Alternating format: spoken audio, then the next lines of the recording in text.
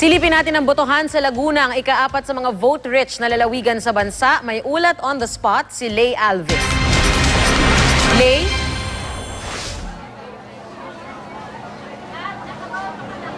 Dia, isa dun sa mga nakikita nating lantarang paglabag sa COMELEC rules dito sa Mamatid Elementary School sa Cabuyao, Laguna ay yung pamimigay ng campaign material sa loob at labas ng polling place. Ipinagbabawal ng COMELEC ang anumang uri ng pangangampanya sa araw ng halalan. Pero yung nakita natin kanina dito pa mismo sa loob ng eskwelahan, ipinamimigay yung campaign materials ng isang local candidate. Nag-set up sila ng isang assistance desk sa mga botante, sabay bigay ng sample ballots at flyers.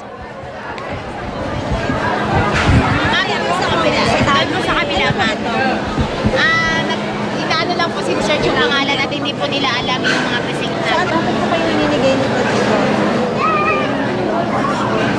Ang madalas na na-encounter nating problema dito ay yung mga botanteng hindi makita ang kanilang mga pangalan sa voters list o di alam kung saang presinto sila boboto. May isang botante kanina ang sumuko na lamang at umuwi na lang.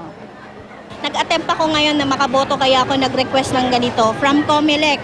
Malinaw to, meron to, legal to, pero bakit hindi ako makaboto? Wala ako sa list. As a voter, Ilang beses na ako nagpabalik-balik ng COMELEC to confirm yung aking name sa list. Pero wala silang ginagawang action sa akin. Useless ang pagod ko, useless ang pagiging citizen ko. Ngayon sabi sa akin sa taas, bumaba daw ako dito sa covered court, hanapin ko raw yung COMELEC desk. Wala naman naka-available na COMELEC desk.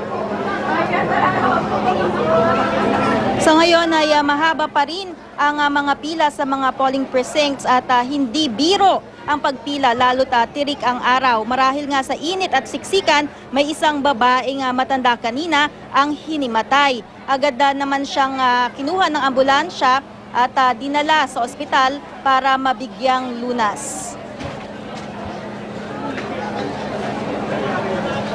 Kanina ay may nakita rin tayo na isang senior citizen na lalaki na bulag na inassist naman ng kanyang kapatid para bumoto kahit nga hirap ay talagang pumunta si tatay dito sa eskwelahan para bumoto para ma-exercise niya ang kanyang karapatan na maghalal ng mga opisyal.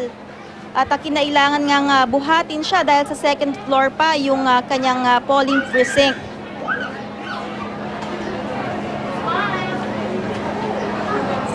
So sa kabutihang palad naman Lia, sa ating pagbabantay dito sa Mamatid Elementary School sa Cabuyao ay wala namang problema yung mga BCM. Itong Laguna ang ika-4 na vote-rich province sa bansa na may mahigit 1.6 million voters. At yan muna ang pinakahuling ulat mula rito sa Cabuyao, Laguna.